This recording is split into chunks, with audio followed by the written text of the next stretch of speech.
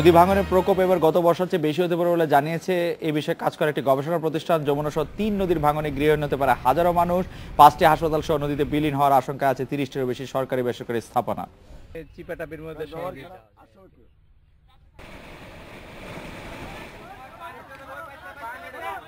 গত বর্ষায় ভাঙন আতঙ্ক ছড়িয়েছিল বড় নদীর তীরের মানুষদের কাছে।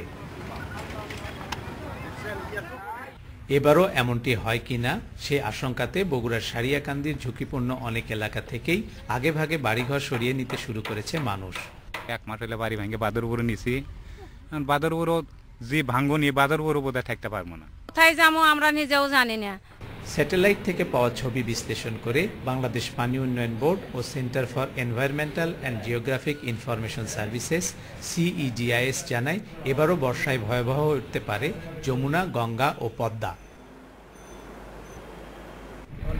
সংস্থা দুটির গবেষণা বলছে 16 জেলার 44টি ঝুঁকিপূর্ণ এলাকায় ভাঙনে গৃহহীন হতে পারে 27,000 মানুষ। নদীতে বিলীন হতে পারে 3,000 হেক্টরেরও বেশি জমি। ঝুঁকিতে আছে প্রায় 3,500 কিলোমিটার বাঁধ। গত বছরের অভিজ্ঞতা থেকে ভাঙন রোধে এবার অবশ্য আগেভাগেই কাজ শুরু করেছে পানি উন্নয়ন বোর্ড। ভাঙন প্রবণ এলাকা সেই সমস্ত জায়গা আমরা কাজ করব। এছাড়াও গত বছর যে সমস্ত এলাকায় নদী ভেঙে বন্যা নিয়ন্ত্রণ বাঁধ নদীগর্ভে বিলীন হয়েছিল সেই সমস্ত জায়গায় প্রায় 8 কিলোমিটার নৌবাহিনীর সহায়তায় আমরা বাঁধ নির্মাণ করছি। তবে ভয় রয়ে গেছে যমুনাকে। নদীর ডান তীর বছরে সরে আসছে গড়ে 70 মিটার করে। বাংলাদেশ পানি উন্নয়ন বোর্ড সারিয়াকান্দি এবং এর ভাটিতে প্রায় 200 বর্গ কিলোমিটার এলাকা বন্যামুক্ত রাখতে এবার 19,50,00,000 টাকা ব্যয়ে এই বালির বাঁধ নির্মাণ করছে মথুরাপাড়া থেকে গোদাখালী পর্যন্ত। এর আগে 15 কোটি টাকা ব্যয়ে একই ধরনের একটি বাঁধ নির্মাণ করা হয়েছিল রহদহ এলাকায়। সে বাঁধটি বন্যার পানিতে ভেসে যাওয়ায় ক্ষতি হয়েছিল শুধু বগুড়াতেই অন্তত 1,000 কোটি টাকার। Hasibur Rahman Bilu, independent news, Sariakandi, Bogura. দেশের বিভিন্ন অঞ্চলে সাম্প্রতিক বছরগুলিতে বন্যা দেখা দেওয়ার মাত্রা কমে আসলো, নদী ভাঙন থেমে নেই। রাজশাহী, সিলেট, বরিশাল সহ বিভিন্ন জেলায় শহর রক্ষা বাঁধের ত্রুটি রয়েছে। এখনই ব্যবস্থা না নিলে আসন্ন বর্ষা মৌসুমে বন্যা কবলিত হওয়ার আশঙ্কা আছে অনেক এলাকার বাসিন্দাদের। আসন্ন বর্ষা মৌসুমে ভাঙনের আশঙ্কার মুখে রয়েছে রাজশাহী মহানগরী। নগরীর বুলনপুর থেকে সোনাইকান্দি পর্যন্ত 5 কিলোমিটার এলাকা গত বর্ষায় যে ভাঙন শুরু হয় তা প্রতিরোধে এখনও কার্যকর কোনো উদ্যোগ নেওয়া হয়নি। এ কারণে আগামী বর্ষা মৌসুমের শুরুতেই আবারও ভাঙন দেখা দিতে পারে বলে আশঙ্কা রয়েছে। জেলার খানপুর ও খিদিরপুর এলাকা ঝুঁকিপূর্ণ অবস্থায় রয়েছে। কয়েক বছরে বরিশালের সংস্কার ও মেরামতের অভাবে 10 কিলোমিটার বাঁধ সম্পূর্ণ নদীতে ভেসে গেছে। আংশিক ক্ষতিগ্রস্ত 67 কিলোমিটার বাঁধ। এছাড়া বরিশালের 26টি নদী ভাঙন এলাকায় ভাঙন রোধে 32 কিলোমিটার নদী রক্ষা বাঁধ দরকার বলে জানিয়েছে কর্তৃপক্ষ। এসব নির্মাণ ও সংস্কার কাজের জন্য যে অর্থ চাওয়া হয়েছে তার বিপরীতে বরাদ্দ খুবই কম। তাই আসন্ন বর্ষা মৌসুমে শঙ্কায় আছে এলাকাবাসী। সাম্প্রতিক সময়ে সিলেটে বন্যার প্রবণতা কম, তাই নতুন করে বন্যা নিয়ন্ত্রণ বাঁধের উদ্যোগ নেই। তবে সুরমা ও কুশিয়ারা নদীর বন্যা নিয়ন্ত্রণ বাঁধের 4-5 কিলোমিটার এবছর মেরামত করা হয়েছে। এছাড়া জকিগঞ্জ ও কানাইঘাট উপজেলায় সুরমা ও কুশিয়ারা নদী ভাঙছে। সুনামগঞ্জের দোয়ারাবাজার উপজেলার বিভিন্ন এলাকায় ভাঙছে সুরমা নদী। মৌলভীবাজারের কমলগঞ্জ উপজেলায় ধলাই নদীর বন্যা নিয়ন্ত্রণ বাঁধে 4টি ভাঙন প্রায় 3 বছরের পুরনো। এছাড়া হীরামতি ও চৈতন্যগঞ্জ গ্রামে নদী ভাঙনে অনেক পরিবার ক্ষতিগ্রস্ত হয়েছে। আর হবিগঞ্জে খোয়াই নদীর বন্যা নিয়ন্ত্রণ বাঁধ প্রায় 33টি জায়গা হুমকির মুখে আছে। ভারত থেকে আসা পাহাড়ি ঢলে এসব জায়গায় ভাঙন দেখা দিতে পারে। পানি উন্নয়ন বোর্ড কর্মকর্তারা জানিয়েছেন, নদী থেকে ড্রেজার দিয়ে অপরিকল্পিতভাবে বালু উত্তোলন ও নদীর পার কেটে ট্রাক্টর উঠানো নামানোর কারণেই বন্যা নিয়ন্ত্রণ বাঁধ দুর্বল হয়ে পড়েছে। নজরুল ইসলাম তমাল, ইন্ডিপেন্ডেন্ট নিউজ।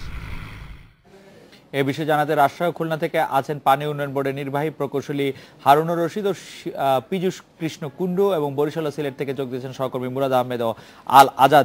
আমি প্রথমেই রাজশাহী থেকে প্রকৌশলী হারুনুর রশিদ আপনার কাছে জানতে চাইবো যে বাঁধ ঝুঁকিপূর্ণ অবস্থায় আছে বলে আমরা জেনেছি, বাঁধ ঝুঁকিমুক্ত করতে এই মুহূর্তে আপনারা কি করছেন, জনাব হারুনুর রশিদ?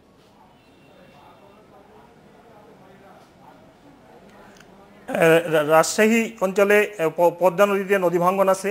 2013 সালে ওই নদী ভাঙ্গন ছিল এবং গত বছর নদী ভাঙ্গন হয়েছে এই এলাকায়। আমরা তারই আলোকে বুলনপুর থেকে সোনাইকান্দি পর্যন্ত আমরা একটি প্রকল্প গত ফেব্রুয়ারি মাসে দাখিল করি, যেটি প্ল্যানিং কমিশনে যায় এবং প্ল্যানিং কমিশনে এটি প্রক্রিয়াধীন আছে। এই প্রকল্পটি আমাদের বুলনপুর থেকে সোনাইকান্দি পর্যন্ত প্রায় 5 কিলোমিটার নদীর তীর প্রতিরক্ষা কাজ যদি করা হয় তাহলে রাজশাহী শহর ঝুঁকিমুক্ত হবে। তা না হলে রাজশাহী শহর ঝুঁকির মধ্যে পড়বে এবং আগামী যে বন্যা আসতেছে সে বন্যাও এটা ঝুঁকির মধ্যে পড়ার সম্ভাবনা রয়েছে, যেটি আমরা উদ্বোধন কর্তৃপক্ষকে এবং মন্ত্রণালয়কেও জানিয়েছি। কাজেই এই প্রকল্পটি যদি পাস হয়, এই প্রকল্পের ডিপিপি, তাহলে এর বাস্তব কাজ শুরু করা যাবে। এছাড়াও আমাদের রাজশাহী ক্যাডেট কলেজে নদী ভাঙ্গন আছে এবং খানপুর খিদিরপুর প্রকৌশলী হারুনুর রশিদ, আপনি যে প্রকল্পটির কথা বলছেন সেটি এখনো পাস হয়নি, তার মানে কি এই বছর রাজশাহী শহর ঝুঁকির মধ্যেই থেকে যাচ্ছে? এবং রাজশাহী শহরের গুরুত্বপূর্ণ স্থাপনার অনেকগুলি আমরা আমাদের প্রতিবেদনে দেখেছি যে আসলে ঝুঁকির মধ্যে রয়েছে। আর রাজশাহী শহর বন্যার জন্য আসলেও মানে ঝুঁকির মধ্যে রয়ে গেছে। কারণ হলো যে রাজশাহী শহর এবং আশেপাশের মাটি এটি ভাঙ্গন প্রবণ এবং প্রতি বছর, বিশেষ করে 2013 থেকে ভাঙ্গন শুরু হয়েছে এবং ভাঙ্গন শুরু হওয়ার পরে গত বছরই বুলনপুর থেকে সরাইকান্দি রাজশাহী মহানগরী ঝুঁকির মধ্যে পড়ে গেছে। আমরা ইতিমধ্যে যে ডিপিপিটি মন্ত্রণালয়ের মাধ্যমে প্ল্যানিং কমিশনে দাখিল করেছি, সেটি যদি এরই মধ্যে আমরা অনুমোদন পেতাম তাহলে শুকনো মৌসুমে কাজ শুরু করতে পারতাম। তারপরেও এই প্রকল্পটি অনুমোদন না হওয়া পর্যন্ত এর বাস্তব কাজ শুরু করা যাচ্ছে না, কারণ এখানে 230 কোটি টাকা প্রয়োজন এই প্রকল্পটি বাস্তবায়নের জন্য, যেখানে 5 কিলোমিটার নদী তীর প্রতিরক্ষার কাজ এবং 3টি পুরাতন কাঠামো মেরামত আছে। এর ফলে রাজশাহী শহর ঝুঁকিমুক্ত করা যাবে। তা না হলে রাজশাহী শহরের প্রধান স্থাপনা, জেলা প্রশাসন অফিস, কোর্ট এবং পুলিশ লাইন সহ গুরুত্বপূর্ণ স্থাপনাগুলো সেখানে অবস্থিত। জনাব হারুনুর রশিদ, আপনাকে ধন্যবাদ। আমি খুলনা পানি উন্নয়ন বোর্ডের নির্বাহী প্রকৌশলী পীযূষ কৃষ্ণ কুণ্ডু আপনার কাছে জানতে চাইবো যে খুলনা শহর রক্ষা 518 কিলোমিটার বাঁধের কিছু জায়গা ভাঙনের মুখে পড়েছে বলে আমরা পত্রপত্রিকায় জেনেছি, আমাদের সাংবাদিকরা বলছেন। এবার কি এই বাঁধ ঝুঁকিমুক্ত করা হয়েছে কিনা?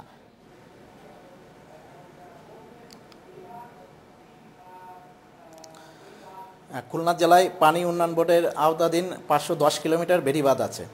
ইতিমধ্যে আমরা আগাম বর্ষাতে যাতে বিস্তীর্ণ এলাকা প্লাবিত না হয় সেই জন্য আমরা আনুমানিক 8 কিলোমিটার বাঁধ নির্মাণ ও মেরামত করেছি, যেসব বাঁধগুলো ঝুঁকিপূর্ণ আছে। তাছাড়া দাকব উপজেলার পোল্ডার নং 32 এবং 33 বিশ্ব ব্যাংকের অর্থায়নে এটা পুনর্বাসন কাজ বাস্তবায়িত হবে বিদায় এখানে অতি গুরুত্বপূর্ণ কাজগুলো ইতিমধ্যে বাস্তবায়ন করা হয়েছে এবং আরও কিছু কাজের জন্য আমরা অর্থ চাহিদা ইতিমধ্যে যথাযথ কর্তৃপক্ষের কাছে প্রেরণ করেছি। আমি জনাব জনাব পীযূষ কৃষ্ণ কুণ্ডু এবং জনাব হারুনুর রশিদ, আপনাদের দুজনের কাছে একই প্রশ্ন করতে চাই। পীযূষ কৃষ্ণ কুণ্ডু, আপনার কাছ থেকেই শুরু করি যে আপনারা যে অর্থ বরাদ্দ চান পানি উন্নয়ন বোর্ডের পক্ষ থেকে, সেই অর্থ বরাদ্দ ছাড় পেতে আমরা প্রায় শুনি আপনাদের মুখে যেটি 3 থেকে 4 বছর দেরি হয়, যখন আপনার প্রকল্পটি করতে চান তার অন্তত 5 বছর পরে প্রকল্পটি শুরু হয়। এর কারণ আসলে কি? মানে কেন পানি উন্নয়ন বোর্ড একটি জরুরি জনগুরুত্বপূর্ণ বিষয়ে, বাঁধ রক্ষা বিষয়ে কাজ করে, অর্থ চাইলে অর্থ সরকারের কাছ থেকে পেতে দেরি হয়? জনাব পীযূষ কৃষ্ণ কুণ্ডু।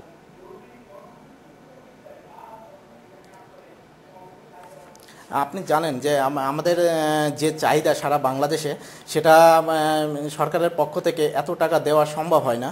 তখন আমাদের পানি উন্নয়ন বোর্ড এটা প্রায়োরিটি বেসিসে এটা বাস্তবায়ন করে, সেক্ষেত্রে হয়তো অনেক প্রকল্পগুলোর অর্থ পেতে দেরি হয় আর কি। জনাব হারুনুর রশিদ, আপনি কি মনে করেন এর কারণ আসলে কি? আপনারা অর্থ বরাদ্দ চেয়ে, আমি জানি যে একটি বিষয় অর্থ বরাদ্দ চেয়ে আপনার এখান থেকেই অন্তত 3 বা 3.5 বছর আগে সেটি বরাদ্দ চাওয়া হয়েছিল, এখন পর্যন্ত সেটি আসলে আলোর মুখ দেখে নাই। এরকম হওয়ার কারণ কি? আসলে আপনাদের কথাকে গুরুত্ব কেন দেওয়া হয় না?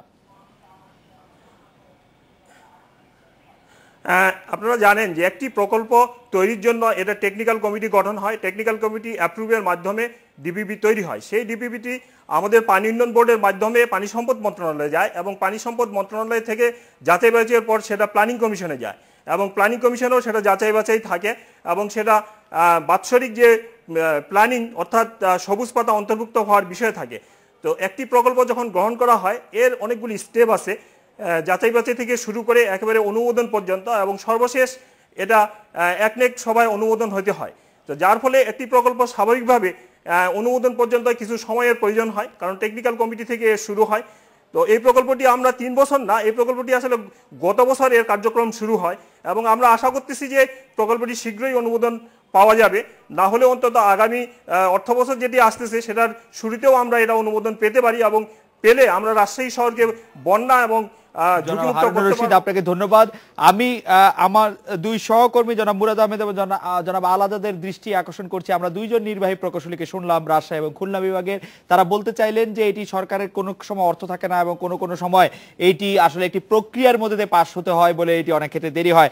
জনাব মুরাদ আহমেদ, আপনি অনেকদিন ধরে সাংবাদিকতা করছেন, জনগুরুত্বপূর্ণ বাঁধ রক্ষা বা পানি উন্নয়ন বোর্ডের এই বন্যা থেকে মানুষকে রক্ষা দেওয়ার ক্ষেত্রে যে জনগুরুত্বপূর্ণ বিষয়গুলি পানি উন্নয়ন বোর্ডের চাহিদা থাকা সত্ত্বেও আমরা অনেক সময় এই কাজগুলি আমরা তাদের জটিলতা বলি, বিভিন্ন রকম দেরি বলি, সেই দেরিটি হতে দেখি। এর কারণ কি বলে আপনি মনে করেন, বা আপনার অভিজ্ঞতা কি বলে? আমার এই বক্তব্য ভুল কিনা?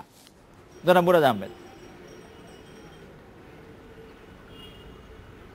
জি ধন্যবাদ খালেদ ভাই। আসলে এখানে এই পানি উন্নয়ন বোর্ড নদী ভাঙন এবং বন্যা নিয়ন্ত্রণ বাঁধ নির্মাণের ক্ষেত্রে আমার মাঝে মধ্যে যেটা মনে হয়েছে, এতদিনের সাংবাদিকতার ফসল হিসেবে এটি একটি অর্থকরী ফসল হিসেবে তারা দেখে থাকেন, অ্যাজ বিকজ যে কখন কোন নদীতে কি অবস্থায় এটিকে প্রোটেকশন দিতে হবে সেই নদীর ক্যারেক্টার সম্পর্কে আদৌ কোনোদিন কোনো যাচাই বাছাই করা হয়েছে কিনা এটুকু আমার জানা নেই, আমি এখন পর্যন্ত কোথাও কোনোদিন পাইনি।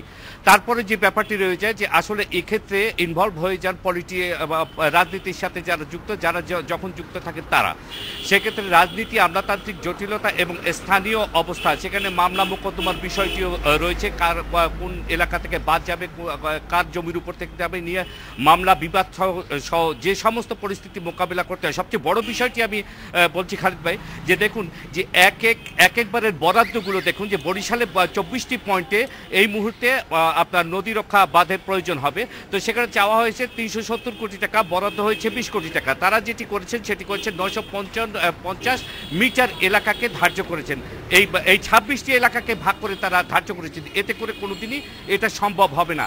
যখন যে এলাকার জন্য যে টাকা বরাদ্দ হবে সেই টাকা দিয়ে সেই এলাকাকে এক একটি এলাকা ধরতে হবে। তাতে বরিশালে অন্তত নদী ভাঙন রোধে 26 বছর লেগে যাবে যদি এক একটি এলাকাকে এক একবার করে ধরা হয়, কিন্তু সেটি ধরা হচ্ছে না।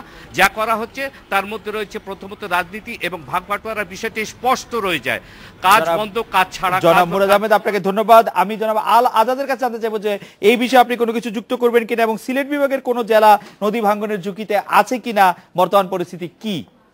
জনাব আল আজাদ। খালেদ ভাই, আসলে মুরাদ ভাই যা বলেছেন সিলেটের ক্ষেত্রেও তা খুব বেশি অসামঞ্জস্যপূর্ণ নয়, বা সিলেটেও প্রায় একই চিত্রই আমরা লক্ষ্য করি।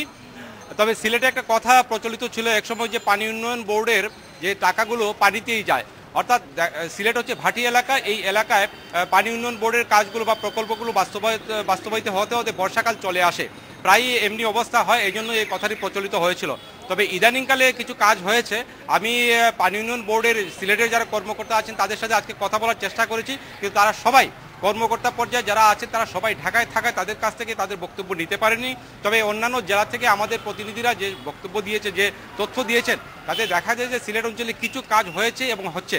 তবে যে মানুষের যে প্রত্যাশা, সেই প্রত্যাশা অনুযায়ী কাজ হচ্ছে না। আর কাজগুলোর মধ্যে সবসময় অনিয়ম থাকে, সবসময়ই কিছুটা ত্রুটি থাকে, যে কারণে প্রতি বছরই কিছু কাজ করতে হয়। এবার রক্ষা পেয়েছে সুনামগঞ্জের ফসল। অন্যান্য বছর দেখা যেত যে এই বুড়ো মৌসুমে বাঁধগুলো মেরামত না করায় অকাল বন্যায় সব ফসল ভেসে যেত, তবে এবার সেরকম হয়নি, যদিও বাঁধগুলো খুব বেশি কাজ করা হয়নি। আর নদী ভাঙনের ক্ষেত্রে আমরা লক্ষ্য করেছি, একসময় সিলেটে ছিল জকিগঞ্জ এলাকায় কুশিয়ারা নদী এমনভাবে ভাঙছিল, তখন বলা হচ্ছিল যে বাংলাদেশের মানচিত্র পরিবর্তন হয়ে যাবে। ওই সময় যে চিত্র ছিল পানি উন্নয়ন বোর্ডের পয়সা খরচের, তখনই ওই কথাটি প্রচলিত হয়েছে পানি উন্নয়ন বোর্ডের টাকা। আপনাকে ধন্যবাদ। জনাব মুরাদ আহমেদ, জনাব পীযূষ কৃষ্ণ কুণ্ডু এবং জনাব হারুনুর রশিদ।